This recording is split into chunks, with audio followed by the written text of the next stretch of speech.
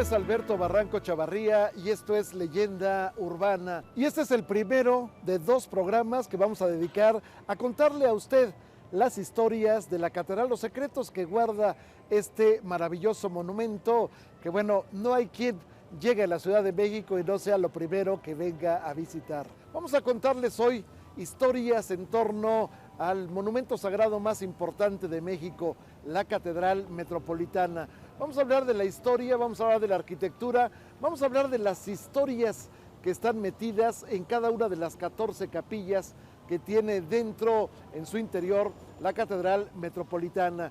Pero esta catedral, hay que recordar, fue realizada en 250 años. Fue un largo trabajo donde se van amalgamando diferentes estilos, el barroco, el neoclásico, y de pronto viene un arquitecto, el gran arquitecto valenciano Manuel Tolsá, y es el que le va a dar la fisonomía, vamos, el conjunto, la idea de conjunto a esta maravillosa construcción de la Catedral Metropolitana. Bueno, estamos hablando de que Manuel Tolsá nos da la fisonomía de la parte, digamos, la parte frontal de la Catedral Metropolitana. Por ejemplo, su obra es el reloj, que está en la parte hasta arriba de la puerta principal y que tiene como copete una escultura de la fe, la esperanza y la caridad. Cuando hablamos de caridad, estamos hablando de una mujer que protege a 2 niños. A uno lo toma del brazo porque el niño está viendo hacia el abismo, siendo, vamos, tradicional, siendo normal que los niños le tengan pavor a las alturas. Bueno, pues ese niño está siendo protegido por la caridad, pero también está la esperanza que nos da el entrar a este recinto, la fe que nos da prueba este mismo recinto. En esta, que es la puerta principal de la catedral, encontramos primero la Asunción de la Virgen como detalle principal en una alegoría verdaderamente impresionante. Después están 2 de los apóstoles que son pilares de la iglesia. Estamos hablando de San Pedro y San Pablo. Después están otros 2 apóstoles y finalmente está el escudo nacional como parte importante, el escudo republicano, el escudo que también se usó en la época imperial. Este es, a grandes rasgos, la puerta principal de la Catedral Metropolitana, pero de ello vamos a hablar a lo largo de este programa. En 1524, Hernán Cortés puso la primera piedra en lo que sería la Catedral Metropolitana de la Ciudad de México. Nosotros aquí en Leyenda Urbana vamos a tener 2 emisiones donde les vamos a mostrar todos los murales, todo el arte, todos los tesoros y toda la historia de este monumental edificio y este gran templo que es el más grande de Latinoamérica. Yo soy Cintia Francesconi y esto es Leyenda Urbana. Con la llegada de los conquistadores españoles, se produjo un trasplante religioso que culminó en un extraordinario mestizaje artístico. La escultura y la pintura florecieron dentro del marco arquitectónico de abigarrados templos de estilo barroco y churrigueresco.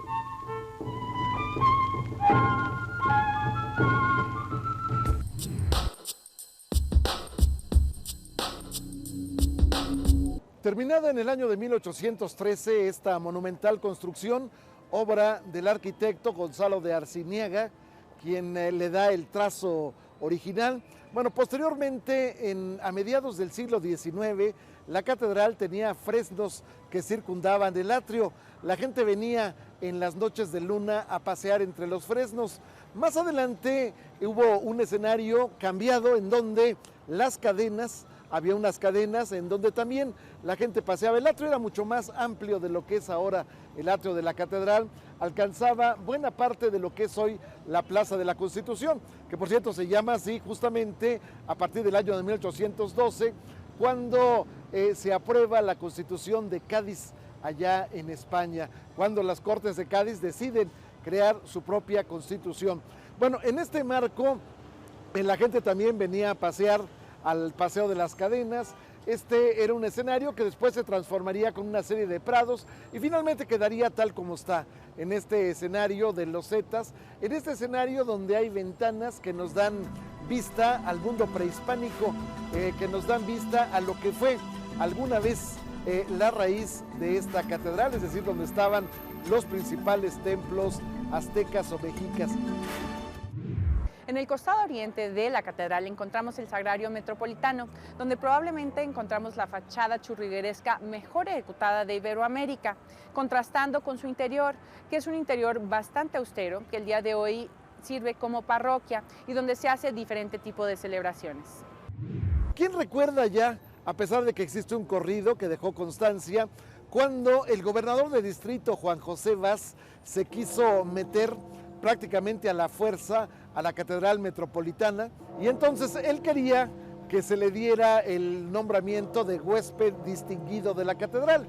Difícilmente la autoridad eclesiástica le iba a dar tal nombramiento después de que él había sido quien había roto la intimidad del convento de San Francisco, que está, cuyos restos están en la calle de Madero, casi esquina con el eje central Lázaro Cárdenas, es decir, enfrente de la Torre Latinoamericana. ¿Quién se acuerda que Juan José Vaz fue el que rompió la barda para abrir una calle que se llamó originalmente de Independencia y que ahora se llama de 16 de septiembre?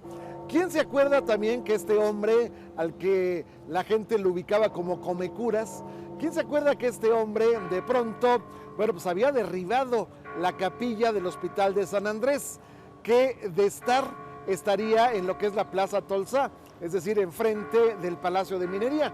Ahí estaba la capilla del Hospital de San Andrés, ahí estuvo durante 73 días escurriéndose de una mala tarea que se le había hecho para embalsamarlo, el cadáver de Maximiliano de Habsburgo, que en ese lugar se le dio el mote a esa iglesia de la Capilla del Mártir, en virtud de que ahí estuvo Maximiliano. Esto no le gustó a Benito Juárez y ordenó a Juan José Vaz que derribara esa iglesia. Por ese motivo no era posible que Juan José Vaz entrara a la iglesia, pero entonces él venía a exigirlo, acompañado de un piquete de soldados, y naturalmente él venía a caballo.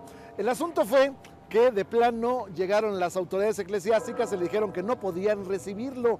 Sin embargo, él insistía y de pronto, bueno, pues se amenazaba con lanzar una carga en contra de la catedral, lo cual hubiera sido un sacrilegio terrible. Sin embargo, bueno, pues la gente estaba dispuesta a defender la catedral. Hubo un momento en que la situación se puso tensa, hasta que finalmente el arzobispo logró apaciguar los ánimos. Personalmente él salió y logró que se calmara la situación. Después Juan José Vaz se regresó a lo que era el portal de la Diputación, furioso de la derrota que había tenido. Este episodio se conoce como la Batalla de la Catedral. ¿Cómo comenzó este espacio a ser un centro espiritual? Bueno, el lugar es muy importante porque es un lugar que desde el año de 1325, que es cuando llegan los mexicas buscando un símbolo. El símbolo era un águila sobre una nopalera de tunas rojas, en las cuales su deidad, sí, su Dios, les había prometido que los iba a hacer grandes y poderosos a ese pueblo que se llamaban aztecas porque venían de Aztlán.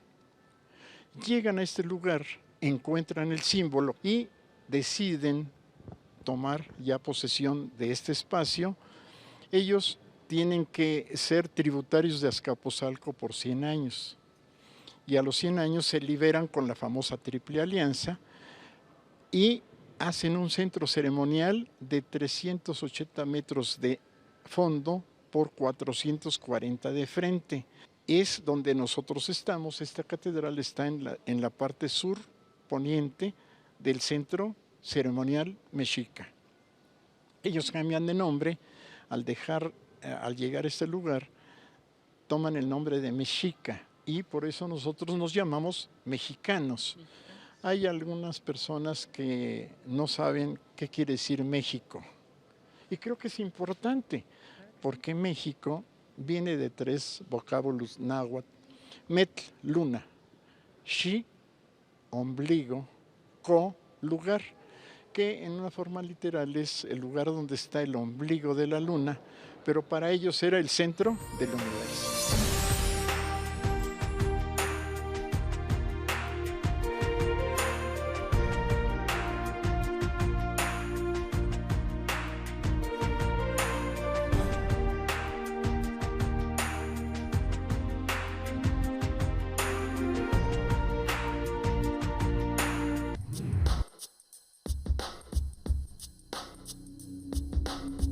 Estamos en la capilla de San Felipe de Jesús, el primer santo mexicano. Esta capilla está ubicada inmediatamente del altar mayor hacia la derecha, es la primera de las 7 de la fila que mira hacia el poniente de la catedral.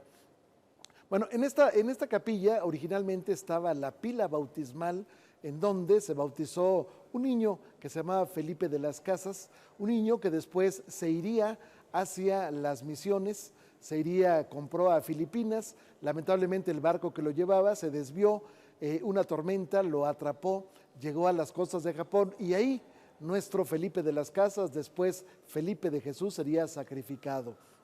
Le cortan la oreja izquierda y finalmente es crucificado y además asaeteado. Bueno, se le incrustan en el cuerpo dos lanzas, más que saetas, 2 lanzas, estamos hablando de 2 lanzas. La catedral, con sus altivas torres, sigue conservando la idea del principio religioso mexicano. En este campo abonado nació la vocación de San Felipe de Jesús, emigrado a Filipinas, donde profesó como franciscano. Después de una vida ejemplar como consecuencia de un naufragio, sufrió el martirio de la cruz en el Japón, en Nagasaki, de donde subió poco después a los altares. Aquí a mi espalda está una urna que tiene los restos, quizás el cráneo nada más, de quien fuera emperador de México, Agustín de Iturbide, Agustín I.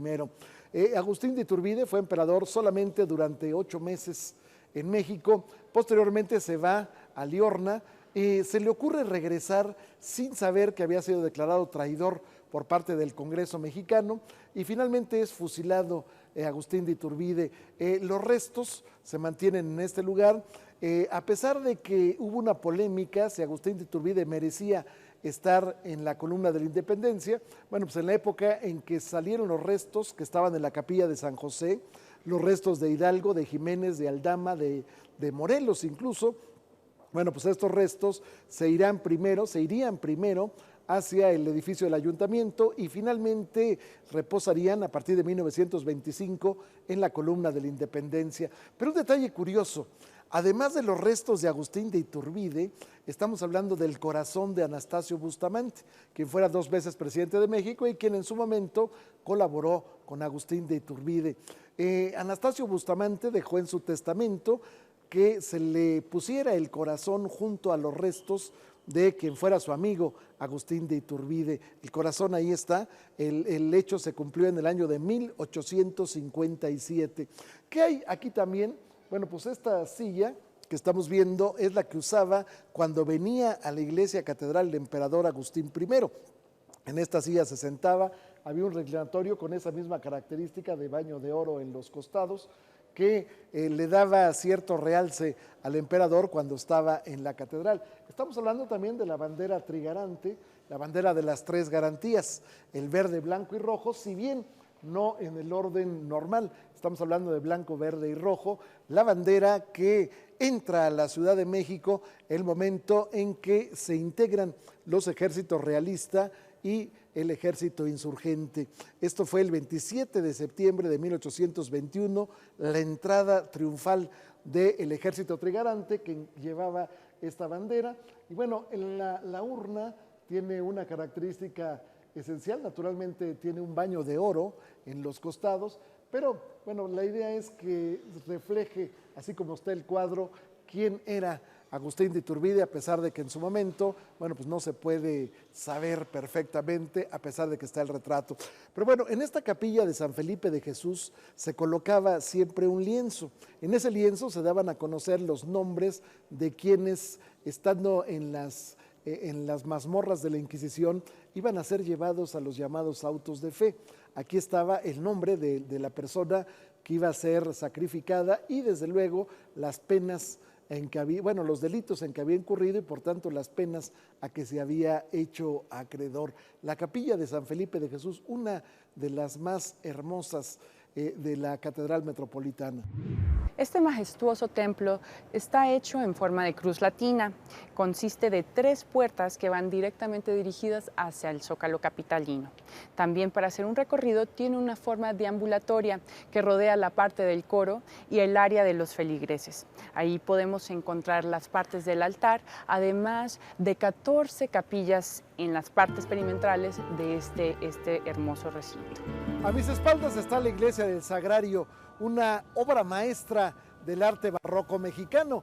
Ve usted la forma en que está esculpida la piedra. Ve usted, vamos, el tejido finísimo que nos presenta la portada de esta iglesia, que fue diseñada por el arquitecto Lorenzo Rodríguez. Esta obra fue inaugurada en el año fue puesta la primera piedra en el año de 1749 por el virrey conde de Revillagigedo. Esta iglesia hace las veces de parroquia, hace los trabajos de parroquia de la Catedral Metropolitana. Es decir, aquí se hacen los bautizos, aquí se hacen las primeras comuniones, aquí se toman la fe de bautizo, es decir, hay tarea notarial, hay tarea de cuadrante, en fin, todas las funciones de parroquia. Originalmente estas funciones se hacían en la capilla de San Isidro. Actualmente, bueno, se realizan en este lugar. Aquí es donde están las celebraciones más recurrentes, pero también esta iglesia del Sagrario nos muestra uno de los problemas graves que tiene la Catedral Metropolitana, que es el hundimiento. Si usted ve hacia mi izquierda, se podrá ver cómo se está hundiendo en forma irremediable. Hay quien habla de 8 metros de hundimiento a lo largo de la historia de la Catedral Metropolitana. Una de las grandes tristezas. Estamos hablando en un sitio que alguna vez era un sitio en donde, bueno, pues había agua, se convirtieron estas aguas, se desecaron y, bueno, pues el resultado es el hundimiento de la iglesia catedral y desde luego esta que es la iglesia del Sagrario.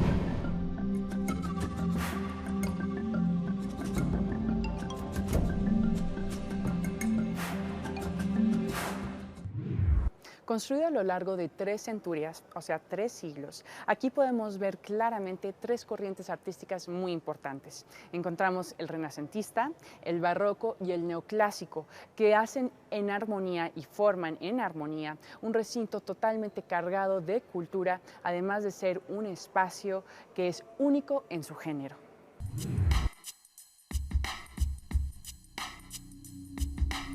Estamos en uno de los sitios tal vez menos conocidos de la Catedral Metropolitana. Estamos en la cripta de los arzobispos. Aquí es donde están los restos de quienes dirigieron la iglesia en la Arquidiócesis de México durante todos los años. Estamos empezando por Fray Juan de Zumárraga, quien fuera el primer obispo y después arzobispo. Cuando la diócesis pasa a la categoría de arzobispado, él se convierte también en el primer arzobispo de la Nueva España. Aquí está Juan de Zumárraga. Me llama la atención que el monumento mortuorio está en medio de una piedra prehispánica que semeja el muro de las serpientes. Incluso en la parte de abajo podemos encontrar todavía una reminiscencia de lo que era la muerte, según la describían los propios aztecas o mexicas. Pero bueno, aquí están todos los señores arzobispos que tuvo la arquidiócesis. Estamos hablando, por ejemplo, de que Fray Juan de Zumárraga originalmente estaba en una de las capillas de la catedral. Posteriormente se realizó esta cripta y aquí se trajeron los restos. Algunos de ellos cuando se construyó este maravilloso lugar, algunos de ellos habían muerto fuera de la Nueva España, entonces los restos se trajeron fundamentalmente de España, en ocasiones de Filipinas, en ocasiones de alguna de las islas del Caribe. El último de los señores arzobispos que ha sido enterrado en este lugar es Ernesto Corripio Ahumada. Antes de él está José María Martínez, después de él está también Miguel Darío Miranda y Gómez. Pero bueno, este escenario en ocasiones sirve para realizar misas. En eventuales ocasiones se aprovecha este altar para celebrar misa. En este lugar se entra por un costado de la catedral que mira hacia el poniente y posteriormente se va uno a encontrar una gran cantidad de nichos de personajes que han querido que sus restos se depositen en este lugar. Esta capilla de los arzobispos está exactamente abajo del altar de los reyes, que es el altar más importante de la catedral, el altar principal de la Catedral Metropolitana.